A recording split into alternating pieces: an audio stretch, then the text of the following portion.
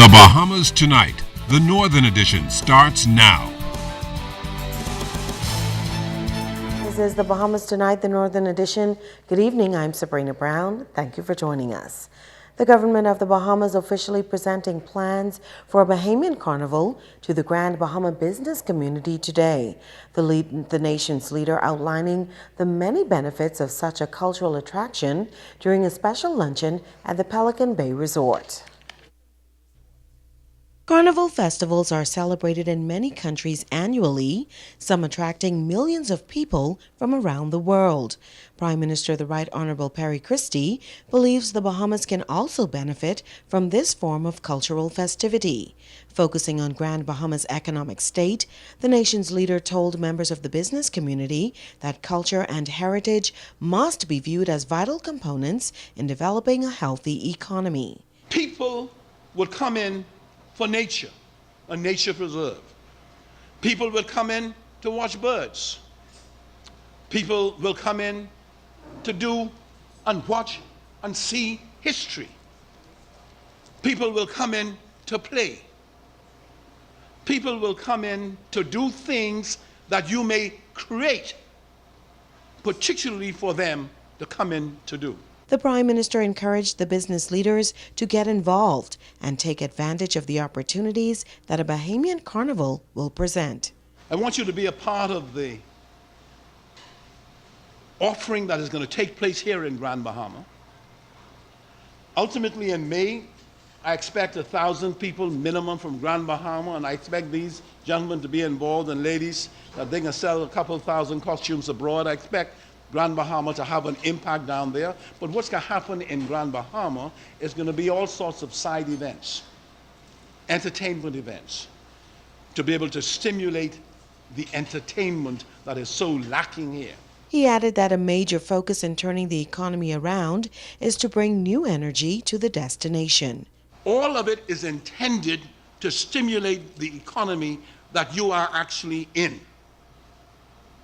And I'm asking you to see the connection between the health of the shipyard, the health of Borco, the health of Statoil, to see the connection, Falcom, between what you are doing and the dynamism that we're trying to bring in. The Grand Bahama Port Authority taking its Invest in Grand Bahama message on the road. Business Development Manager Derek Newbold recently participated in the 21st Source Direct and ASD Trade Show and Conference in Las Vegas, Nevada. According to port officials, that mission attracted an unprecedented level of interest from scores of manufacturers based in India, China, and Taiwan, hoping to establish nearshore distribution facilities for key consumer markets in the U.S. and Canada. As a follow-up, members of the Port Authority's investment unit are expected to travel to India later this year for a major exhibition. Newbold was also asked to be a featured speaker at that conference to educate Indian merchants and investors on how to conduct business in Grand Bahama and more specifically the free trade zone of the Bahamas. Port officials say as the global trade market advances, Freeport's value as a free trade zone with major advantages within the shipping, trade, and logistics sectors continues to gain international recognition. Potential economic development was one of the topics discussed today as a top U.S. diplomat made her first official visit to Grand Bahama. Shashina Roll has that story. During her first official visit to Grand Bahama, Charge d'Affaires of the United States Embassy Lisa Johnson made a courtesy stop at the Ministry for Grand Bahama. Minister for Grand Bahama, the Honorable Dr. Michael Darville, welcomed the U.S. dignitary. I'm extremely excited that you have decided to visit our island and to get a bird's eye view of what Grand Bahama has to offer and the many investment opportunities available to American citizens. Ms. Johnson, your short time that you are here with us, it is my hope that you will see why Grand Bahama is called the industrial capital of the Bahamas. In touring our island and its industrial zone, you would also see that our maritime industry encompasses a wide range of sectors, including ship registry, ship and mega yacht repair, oil transshipment, storage, and international cargo transshipment. You would also note that Freeport boasts the deepest man-made harbor in the region and a world-class international airport capable of handling the largest aircrafts in service. The minister added that this island boasts of a world-class international airport and is poised to become a global shipping and business center in preparation for the opening of the expanded Panama Canal come 2015. As you make and take the sights of Grand Bahama and to see what we have to offer, we would appreciate your valuable input as we realize that there's always room for growth and further development. And as a result of our bilateral diplomatic ties between our countries, I trust that our meeting today will only serve to strengthen the existing relationship that we have with the United States of America through the equal exchange of information, the creation of valuable opportunities in the area of education, trade expansion, the transference of technical expertise, and knowledge in tourism, maritime, industrial, and energy sectors. The U.S. Charge d'Affaires, Lisa Johnson, says she is excited about meeting with the U.S. Embassy partners on Grand Bahama, whom they work with hand in hand in critical areas such as safety of residents and economic development. Last night, at a reception for these partners, I had the chance to meet several Americans doing business in Grand Bahama, along with Bahamian business people, law enforcement officials, members of civil society, and the media, a host of others. From what I heard last evening, the future of our partnership with people in Grand Bahama is bright, and I look forward to continuing that partnership. Yesterday, I had the opportunity to visit the Free Container Port for a visit and a tour, and it is quite an amazing operation. Johnson will wrap up her two-day familiarization tour meeting with officials of the Grand Bahama Port Authority, Grand Bahama stakeholders, as well as Bahamian and American investors. Shoshina Roll, ZNS Network News. Members of the Grand Bahama Junkanoo Community, getting a detailed account of what is planned for Bahamas Carnival 2015. Now, there has been some opposition to the idea of a carnival among local Junkanoo leaders, but today the nation's leader met with Junkanooers to get the word out that their support is essential. Shoshina Roll reports. It is the largest single investment any government has made in culture, and the nation's leader made a special trip to Grand Bahama to underscore the importance of Bahamas Carnival 2015. There will be 4 main events: the Junkamania, where the display of the youth talents and costumes will be displayed; the Music Masters concert, which will showcase the 10-song competition finalists. That will be held on Grand Bahama, and these artists will share the stage with the Grammy Award-winning artists. The Midnight Rush will be held from 12 a.m. to 6 a.m. following the concert, and the Road Fever, which is the main masquerade party, is expected to evoke residents to let loose in the streets of Nassau. The nation's chief says Grand Bahama must be a part of this. We have come here to create a platform to take Junkanoo to the world. That's what we've come to do. And when I leave here, I want to know that there is the maturity in this room where the brethren and sisterin could come together, Madam Chair, divorce themselves from their individual groups and say, we are going to make this work. Because Grand Bahama has the creative genius. You have the artistic geniuses. You have the spirit of spontaneity that must be captured. The market is said to capture up to 6 million visitors annually, and everything Bahamian is expected to be showcased. Not just Junkanoo, but rake and scrape, arts and craft, Bahamian cuisine, and much more. Christie says Bahamas Carnival will create many business opportunities, and best practices is a must. You're going to have to be empowered to deliver costumes. You're going to have to qualify to the commission worthy of being able to deliver. Grand Bahama in itself could produce 1,000 participants. And as we add rooms to Grand Bahama in an island nation like the Bahamas, the commission will obviously have in mind that from time to time we could alternate the venue in an island nation.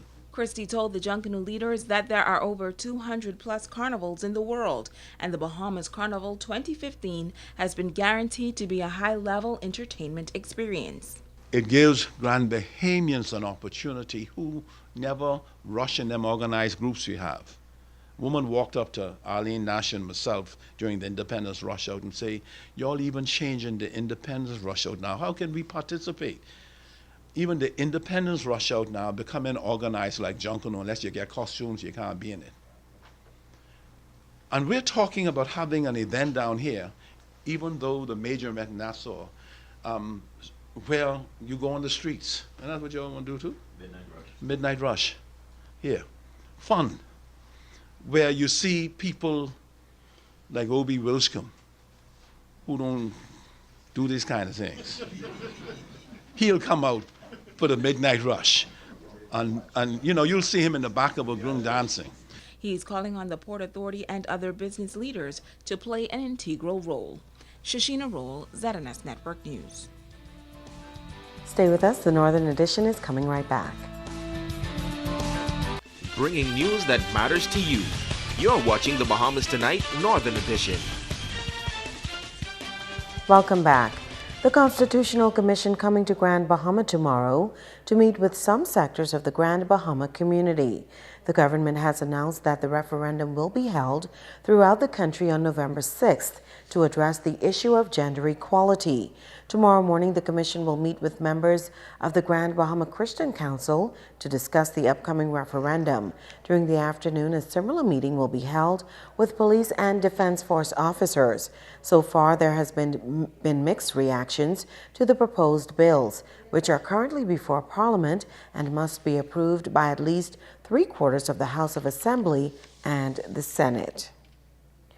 A local organization for a lesbian, gay, bisexual, and transgender group set to host a weekend of events at a resort here in Grand Bahama. Reports say people have traveled from the United States and islands in the Bahamas for the weekend dubbed Bahamas Pride Freedom Weekend 2014.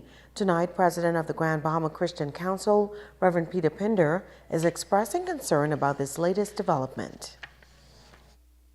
There's even reference on the website to a rally and a march. And so this is an organized system of evil, in my opinion. It's an organized system that's against God. And the way to deal with it is to pray and trust God, because, everyone has rights. I have a right to be a believer and to believe what I believe. These people have the right to believe what they believe. We're dealing with adults, and one of the things that we do know is that decisions and choices have consequences, and so therefore ultimately they will experience the consequences as a result of their lifestyle and their behavior. Reverend Pinder says there is a growing trend worldwide where people are going against natural behavior, and he says this Bahamas Pride meeting should not be viewed as an isolated incident. This is not the only sin. The Bible says all unrighteousness is sin. And so therefore, as a preacher, my responsibility is to deal with all sin and not get all up in arms over one area. There have always been in our society circumstances where people would get up in arms because of what they consider to be something that's real bad. But I don't know that this is any worse than adultery, or any worse than abortion, or any worse than even people giving up on their marriages and getting divorces. The Christian Council leader says this type of activity must be addressed in a systematic way, and that's through divine intervention and prayer. In other news, hundreds of students on the island of Bimini are better equipped to head back to the classroom on Monday, thanks to a local corporate partner. Natalie Martinborough has the details. Big John's, a local business on the island of Bimini, has dug deep into its pockets to make back to school easier for the students in Bimini. The company delivered 400 school bags, all stuffed with school supplies, from books to pencils, pens, reading material, and geometry sets. The bags were distributed to students from age 4 to 17. A Big John spokesman says they are happy to keep the tradition of giving alive. Every year we do this special donation to all the kids of our islands to help them have a better school year. And we give them the basic back-to-school necessity for them to have a successful year. And we always provide them with anything they need anytime they come to Big John's and ask us for it. The Bimini property caters to locals and visitors, and operators say they are always willing to give back to the youth of the island. We do this for the kids, for the children of our islands, because we want them to have a better future, and we want to prepare them for the better future that we're going to have here, especially in Bimini. And they need to have the basic skills and the basic knowledge for their future. But Big John's generosity isn't limited to the island of Bimini. We have plans to reach other islands. Right now, we have already some boxes packed to be sent to Grand Bahamas Children's Home. We're going to send them in the next few days. Natalie Martinborough, ZNS Network News. Thank you, Natalie. Don't go away. Sports is up next with Ricardo Lightborn.